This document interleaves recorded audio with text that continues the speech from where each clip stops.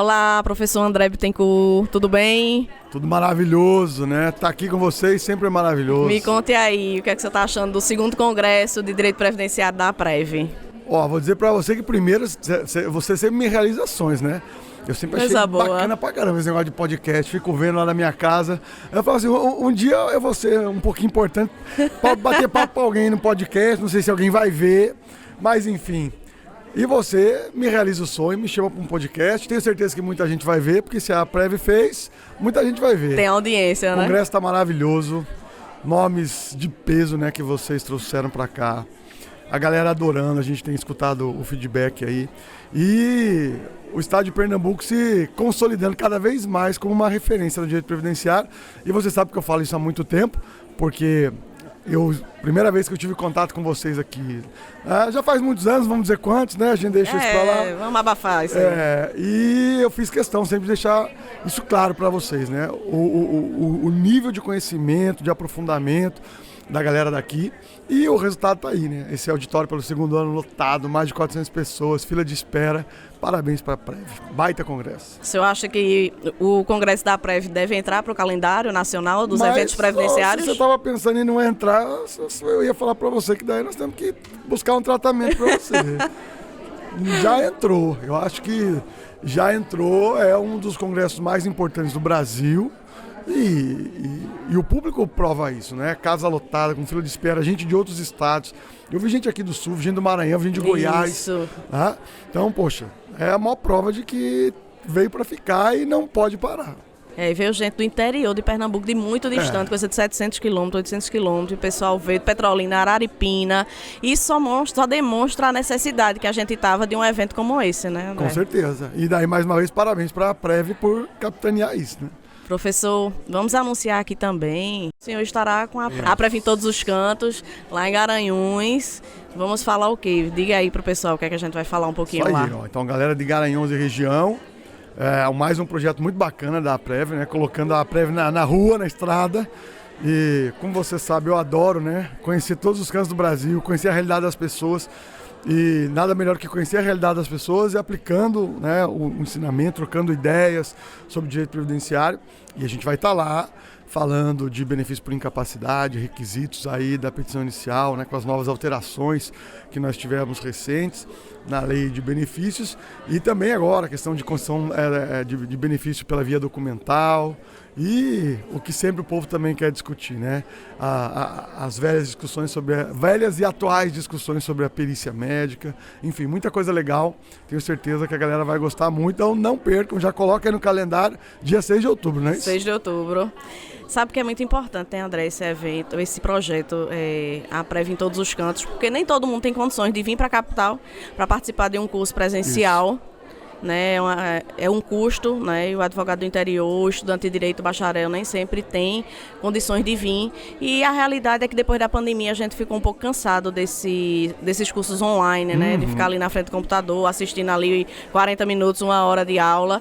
Então vai ser muito importante a gente continuar, porque a gente já começou com a Prev em todos os cantos, já fomos para Caruaru, já fomos para Timbaúba, já fomos para Salgueiro, e o próximo local provavelmente vai ser Olinda, e em sequência nós vamos para Garanhuns, com você e com a doutora Fernanda Virte também. Olha aí, vamos que maravilha. Fazer lá uma jornada o dia inteiro e vai ser bem interessante, junto com ela, né? Lá? Sim. Olha aí que maravilha, Fernanda Virte maravilhosa, né? Leva conhecimento profundo, né? Ela é uma pessoa encantadora e ela é muito, além de muito competente naquilo que ela faz, ela é uma pessoa que tem prazer em levar conhecimento para as pessoas. E conhecimento de qualidade, né? Verdade. Ela tem aquilo dentro dela. É prazeroso, né? É prazeroso. Pô, muito bom saber que eu vou estar com ela lá. Sim. Porque...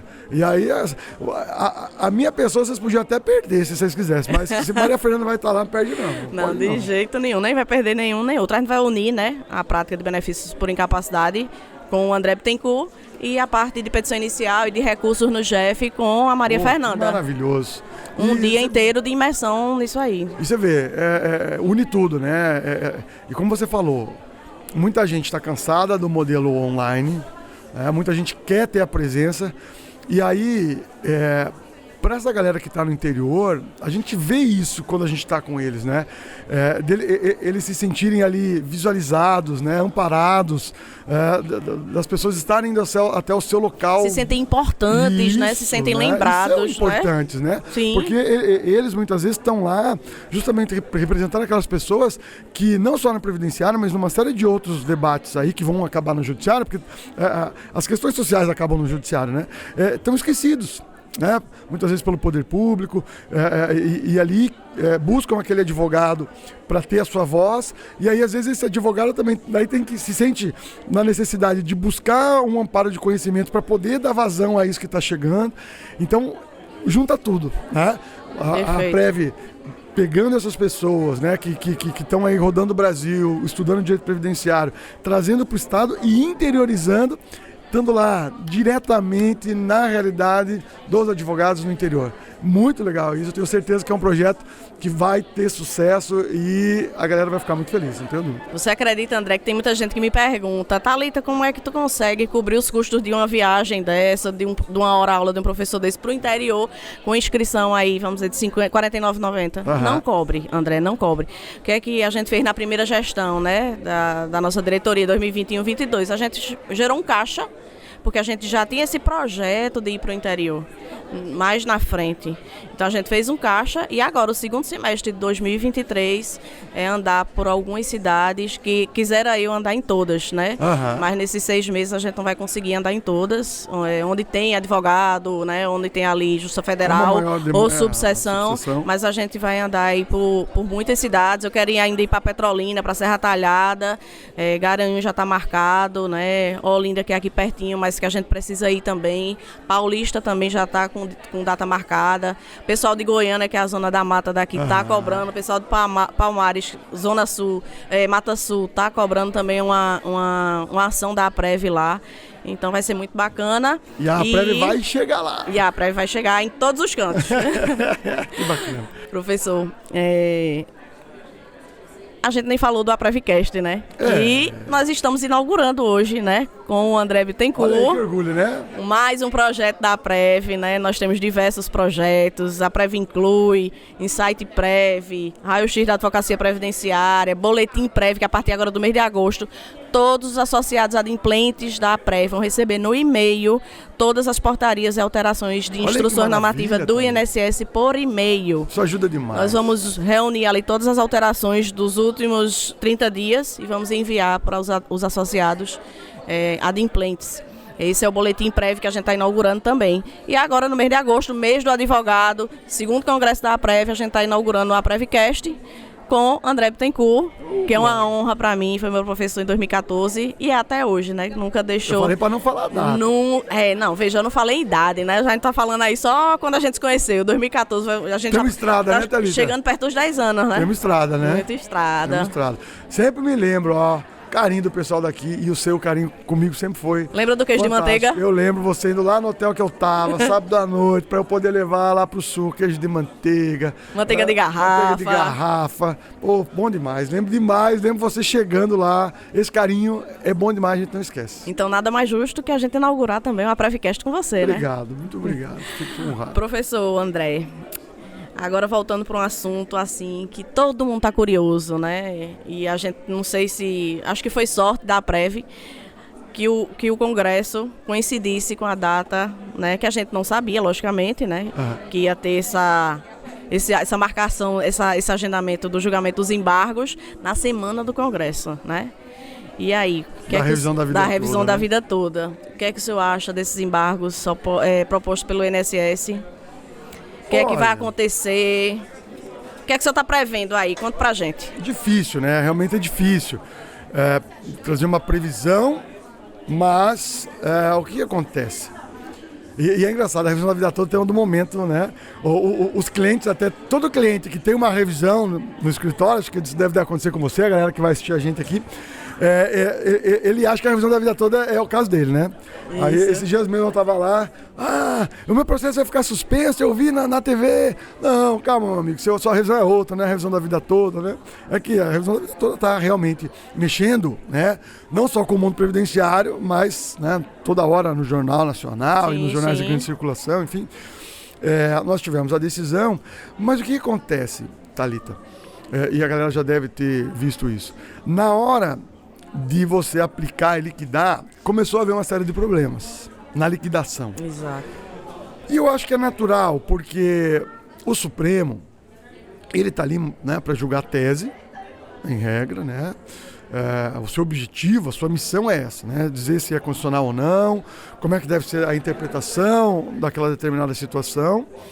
E ele, até porque nem conseguiria, ele não consegue entrar nas minúcias de cada caso, né, da realidade laborativa de cada um. E você está falando de situações que vai envolver alteração de moeda, né? Não é só atualização monetária, é conversão de moeda, é mexer com contribuições num período onde a gente tinha uma série de dificuldades que nós não temos hoje, embora a gente ainda tenha muitas, que vão envolver desde a formalização do contrato de trabalho, desde uma gestão eficiente de informação. Onde que está? Onde estão essas contribuições? Dos registros de salário, se lá no CNIS, está na carteira de trabalho, o cara não tem mais contra-cheque. Exatamente. Né? Então, está no PIS, está no PASEP, está no o CAGED vai me ajudar. Aonde está essa informação? E é engraçado. Onde está e se ela existe? Né? E se ela existe. E se ela é confiável? Isso. Aí a gente começou a ver situações esdrúxulas de entendimentos diversos. Né? Por exemplo, você via juízes entendendo que você estava discutindo lá, você apresenta uma carteira de trabalho que tem alteração de valores, né? de remuneração. Que, logicamente, nós estamos falando ali de década de 80, começo da década de 90, nós tivemos mudança da moeda porque a gente vivia uma inflação galopante. Então é lógico que ia ter, às vezes, nós tivemos uma época, eu lembro que eu era criança, mas eu me lembro dessa situação, do tal do gatilho salarial, que já era uma coisa automática que aumentava. Então é lógico que você ia ter aumentos de remuneração, às vezes mensais. E aí, na hora agora de liquidar, muitos juízes diziam o quê? Não, eu vou levar em consideração o valor do CNIS. Eu não vou aceitar o valor que está nas alterações da carteira de trabalho, né? E, poxa vida, como que você não vai aceitar? Se eu estou te dando um documento, que a própria lei diz, que é um documento que faz prova plena, que é contemporâneo à época dos fatos, que indica uma alteração salarial. Aí você via juiz entendendo que era viável aquele documento, você via juiz que não era viável, e outras situações começaram a acontecer. E, logicamente, que sempre vai haver aquele debate do passivo que isso gera. E de que casos efetivamente nós vamos ter aplicação da tese. Como, por exemplo, me parece já ter deixado delineado o voto do ministro Alexandre, que muitas pessoas acharam até confuso ali, mas daí ele já faz uma limitação, o benefício tem que estar ativo, né? Porque era uma discussão que a gente via muito, por exemplo, na decisão do STJ. Mas cabe revisão da vida toda contra benefício por incapacidade? Sim. Por exemplo. E aí, eu me lembro que na época, né, conversando com Maria Fernanda, que era do gabinete que fez o voto, né, da STJ, ela dizia, o nosso voto não veda, não há limitação. Então, tudo bem, se não há limitação, então eu posso fazer a revisão da vida toda. Bom, revisar então um prazo decadencial de 10 anos. Então, eu posso pegar o arquivo morto do meu escritório, levantar todos os benefícios por incapacidade e sair fazendo a revisão da vida toda indistintamente. Logicamente que a gente tem que entender, muitas vezes, o outro lado, o lado do governo aqui, que quando você não coloca limitações, a segurança jurídica ela começa a se esvair. Né? E aqui eu indico, né, para todo mundo aí, ler Humberto Ávila, né, Segurança Jurídica, porque a gente às vezes a gente fica acostumado a fazer um debate de segurança jurídica levando em consideração o nosso ponto de vista de segurança jurídica, ou aquilo que a segurança jurídica nos afetará e trará um resultado positivo para nós. Sim. Só que Humberto Ávila, na obra dele, ele vai demonstrar, né, essa coisa multifacetada da segurança jurídica. Porque quando a gente pensa dentro de um viés de governo, quando eu não estabeleço esses critérios, eu tenho uma insegurança jurídica por outro lado. Verdade. Afinal de contas, então, como é que eu vou fazer? E aí, Thalita... Uma insegurança para os dois lados, né? Para os dois lados. E uma coisa que eu venho falando muito para a galera. Se você trabalha com direito previdenciário, mais do que nunca, a gente tem que começar a fazer a leitura de artigos importantes da Constituição que o previdenciarista não faz. Que está lá, artigo 160, 163 a 167, sobretudo da Constituição, que vai falar o quê? De orçamento. Porque no fim das contas, né, não estou aqui falando só naquela questão de equilíbrio econômico, mas é que tudo para a máquina pública está envolto em quê? Em orçamento. Sim. Então, para ele ter previsão, para montar um orçamento, né? Nós temos lá, por exemplo, o anexo de riscos fiscais. Tá? Porque nós temos, né, o plano plurianual, tá? Nós temos a LDO, Lei de Diretrizes Orçamentárias, e lá na LDO, por exemplo, você tem o anexo de riscos fiscais. Você tem as metas, por um lado, e os riscos, por outro. Então, quando você fala de risco, o que está no anexo de riscos fiscais? Por exemplo, nós temos aqui a possibilidade de um passivo grande para pagar a revisão da vida toda. Estou falando aqui, lógico, dentro de uma terminologia chula aqui, mas para me fazer entender. Então, por quê? Que é importante, até porque a gente tem estudantes assistindo, né, bacharéis, é importante a gente falar da forma prática, né? Com essa visão, né? Então aí, o que eu tenho que colocar lá, né? Um alerta, né? Vai funcionar como, eu tenho que montar orçamento para fazer frente aos meus custos fixos, aos meus custos de investimento, né? Os investimentos de capital, que essa é a nomenclatura que se dá lá, mas eu tenho que ter ali uma previsão de que tal situação pode acontecer e se acontecer, como é que eu vou resolver para pagar. Sim. E aí, quando eu não tenho essa limitação de que tipo de ações pode ocorrer. Quando não tem esse planejamento. Né? Eu não consigo ter o planejamento eficaz. E aí a gente tem que entender que isso causa uma situação peculiar e perigosa para a máquina pública. Porque, afinal de contas, tudo bem, a gente não quer um orçamento engessadinho, a gente não quer que não haja possibilidade de você cobrir questões sociais, né? Mas a gente também não pode correr riscos ao ponto de voltar a ter um déficit fiscal importante e de os investimentos irem embora. Tem todo lado, né? A gente não pode olhar só por um lado. Perfeito. Eu acho que é um conjunto de situações. Então, muitas vezes o que quer se discutir é isso. E o voto do ministro, né, Alexandre, veio, então, por exemplo, benefícios já extintos, ele já tirou dali. Né? Isso, então você começa a ter já limitou, na verdade, o que o STJ não tinha limitado, né? Porque, veja, eu acho que até no planejamento que se faz, nem tinha entrado no mérito. Até você levantar o número de situações possíveis, então, de uma revisão da vida toda, vira uma caixa de Pandora. Você vai abrindo e vai surgindo 1 milhão de situações. Cada caso, uma decisão diferente, né? Ou uma forma de cálculo diferente, você tem né? no teu arquivo morto que poderiam, então, agora você começar a mexer no meu, no dela, entende? Então, aí você vai limitando, né? Porque você percebe na prática que aquilo tem consequências. Então, eu acho que os embargos de declaração, no primeiro momento, eles são importantes para você conseguir fixar pontos que você não tinha fixado até então.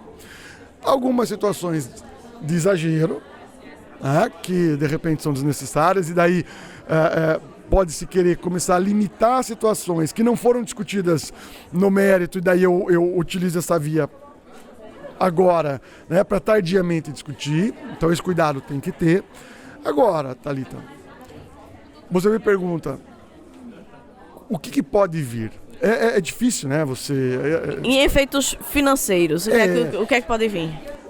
O que mais preocupa e que pode acontecer, a gente não pode desprezar essa situação, é uma limitação no sentido, por exemplo, uma modulação de efeitos no sentido dos atrasados, por exemplo. Né? Pode-se modular os efeitos no sentido de que, de repente,